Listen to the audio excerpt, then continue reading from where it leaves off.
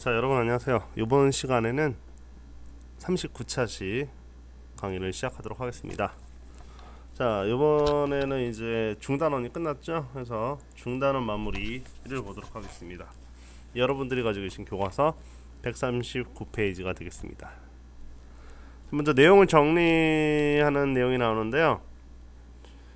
기후변화 요인은 크게 외적 요인과 내적 요인 이렇게 두 가지로 나눠진다고 말씀을 드렸었고요. 외적 요인은 공전궤도의 형태 변화.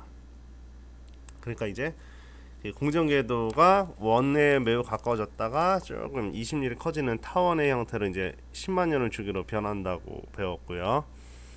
그다음에 두 번째 자전축의 경사각의 변화. 지금 현재 지구 자전축은 23.5도 기울어져 있는데 최대 24.5도까지.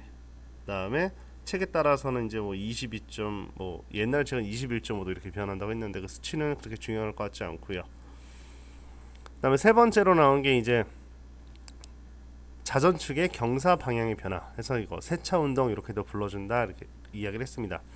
2만 6천 년을 주기로 지구 자전축의 경사 방향이 변해서 다시 원래의 형태로 되돌아오는데 2만 6천 년이 걸린다 이렇게 말씀을 드렸었죠. 그래서 여러분들이 이 부분은 공전궤도가 어떻게 뭐 원궤도로 되거나 또는 타원이 됐을 때 어떻게 변화할지 북반구랑 남반구 다르죠.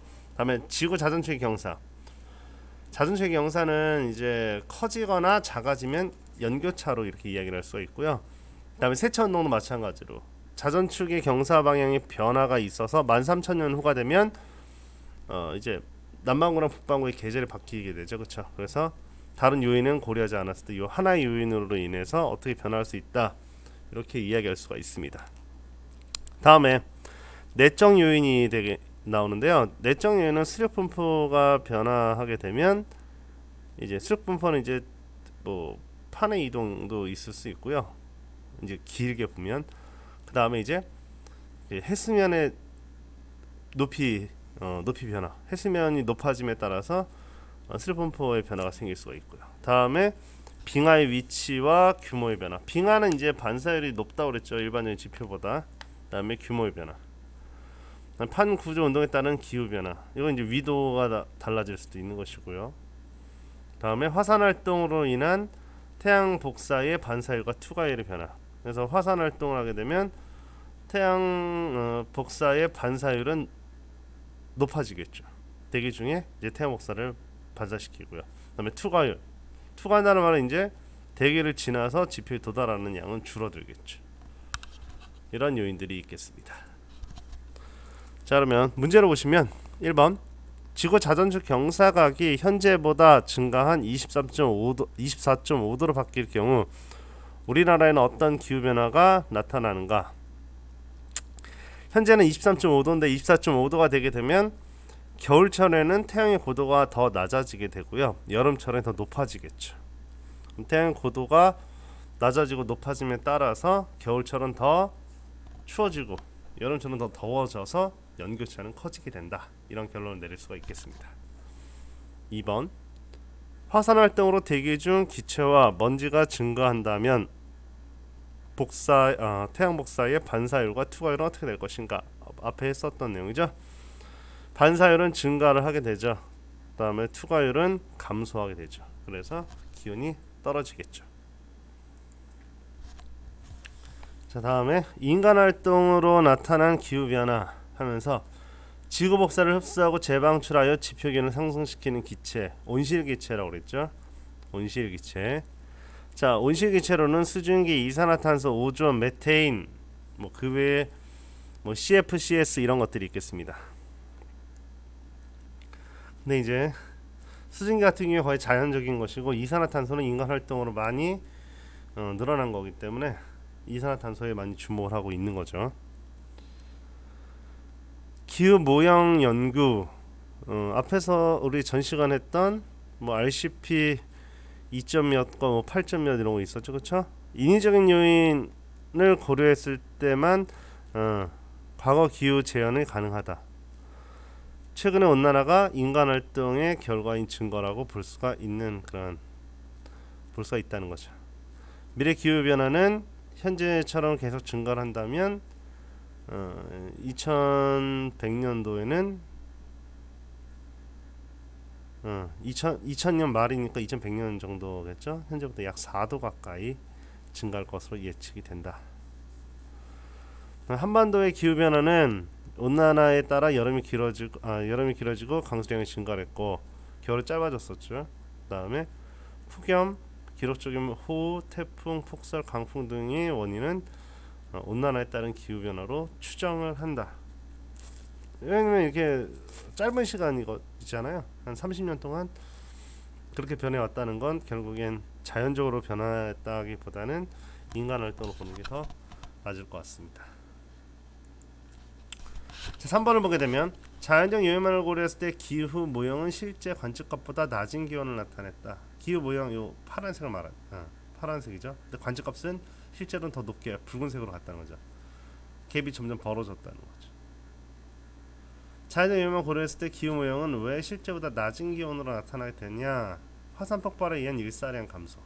아까 화산 폭발하게 되면 대기 중에 화산재로 인해서 반사율은 증가하게 되고 투과율이 낮아진다고 했죠. 그래서 기온이 낮아져야 되고, 다음에 태양 상수의 감소 등 태양 상수는 우리 태양 활동이 이제 뭐 흑점의 숫자 가지고 활동이 이제 극대극속이 이야기를 했었죠. 그 이야기를 한 겁니다. 그래서 태양 활동이 활발해지면 복사량이 많아지니까. 근데 요 시기에는 이제 태양 상수는 어차피 주기적으로 변하는 거니까 뭐 내비두고라도 화산 폭발에 의한 일사량의 감소가 있기 때문에 더 낮아야 되는데 실제로 높아졌기 때문에 인위적인 인간 활동으로 인해서 기온이 증가했다 이렇게 본다. 그렇게 배웠었죠. 그래서 자연적 요인만 고려했기 때문에 지표 기온은 감소를 했다. 하지만 실제로는 다른 요인들이 포함됐기 때문에 높았다는 거죠.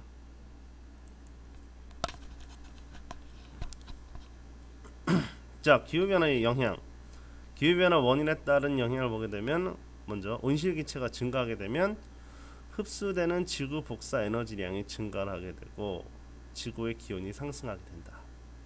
온실기체 특징을 보게 되면 태양 복사는 잘 통과가 흡수가 안 되고 잘 통과된다고 그랬었죠. 그랬지만 이제 지구 복사, 우리 태양 복사는 가시광선 영역, 지구 복사는 적외선 영역이라고 말씀을 드렸었는데 요 적외선이 이제 흡수가 된다는 거죠. 그래서 이게 흡수되는 지구 복사 에너지 양이 증가하게 돼서 이게 다시 지표로 재방출이 된다는 거죠. 그래서 지구의 기온이 상승을 하게 되고, 다음에 두 번째, 입사는 태양 복사 에너지량이 증가하게 되면 지구의 기온이 상승을 하겠죠. 요거는 이제 그 외적 요인 중에서 태양 활동이 활발해지는 경우, 태양 활동이 활발해지면 지구로 도달하게 되는 태양 복사 에너지 양이 증가하게 되고 기온은 상승하게 된다. 당연히 그렇게 생각할 수 있겠죠. 다음에 빙하, 이제 기온이 올라가게 되면 빙하가 녹겠죠. 해빙이 되면서 빙하의 면적이 감소하겠죠. 빙하의 면적이 감소하게 되면 태양 복사의 반사율이 감소된다. 이 말은 이제 흡수되는 양이 증가한다 이렇게 봐도 무방하겠죠. 그러면서 기온이 올라갈 수 있죠. 기후 변화에 대한 적응 전략을 보게 되면 수온과 기온 변화는 양식 어종과 뭐 재배 작물을 바꾸는 것들. 그래서 지금 이제 과일 같은 경우도 과거 수십 년 전에 비해서 이 재배되는 위도가 많이 올라갔죠. 위로 올라갔죠. 예전에는 이제 예를 들어 감귤이 제주도에서만 있었는데 지금은 이제 뭐 남해안 쪽에서도 감귤이 재배가 되고 이제 심지어 제주도에서는 이제 열대 작물들이 재배되는 것처럼 그런 변화가 생기고요. 그다음에 수온 상승. 수온이 상승하면 태풍의 위력의 변화를 예측을 해서 태풍을 대비를 해야 된다. 좀 태풍이 되게 강력하게 오고 있는데 발생하는 이제 시기, 다음에 발생을 하더라도 우리나라까지 오지 않고 이 중위도까지 도달하지 않고 사라지는 태풍들도 많이 있는데 그런 것들이 이제 사라지지 않고 온다는 거죠. 그 다음에 해수면 상승. 해수면이 상승하게 되면 이제 물에 잠기게 되니까 농지가 부족해지고 그래서 이제 물에서 재배할 수 있는 기술을 개발한다. 이런 것들이 전략이라면 전략이 되겠습니다. 4번 지구 기온을 상승시키는 온실기체에는 어떤 것들이 있나? 아까 수증기, 이산화탄소, 오존, 메테인 등이 있었죠. 뭐 어려운 내용은 없이 단순하게 답만 되는 거였고요. 5번 기후 변화의 결과가 다음 같은 질병을 증가시켰죠. 이러한 질병 증가의 환경적 원인.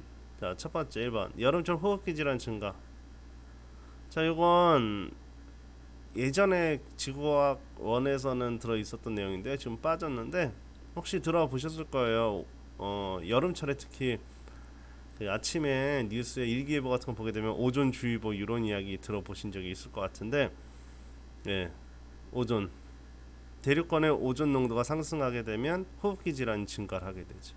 이 오존의 농도는 왜 증가하게 되냐면 우리 막연하게 오존은 뭐 소독을 하고 우리한테 이롭다 이런 생각을 하기가 쉬운데, 자 그거는 이제 소독할 때 사용하거나 또는 상층권에 있는 오존은 그렇고요. 요 대륙권의 오존은 좀 다르죠. 대륙권의 오존은 이제 뭐 호흡기 질환과 이제 뭐 피부 질환, 그러니까 점막 뭐 이런 데 영향을 주기 때문에 우리한 오염 물질이라고 볼 수 있죠. 그래서 대륙권의 오존은 오염 물질이다 이렇게 생각하시면 편할 것 같습니다. 다음에 겨울철과 봄철의 호흡기 질환 증가. 겨울과 봄 같은 경우 이제 황사 있죠.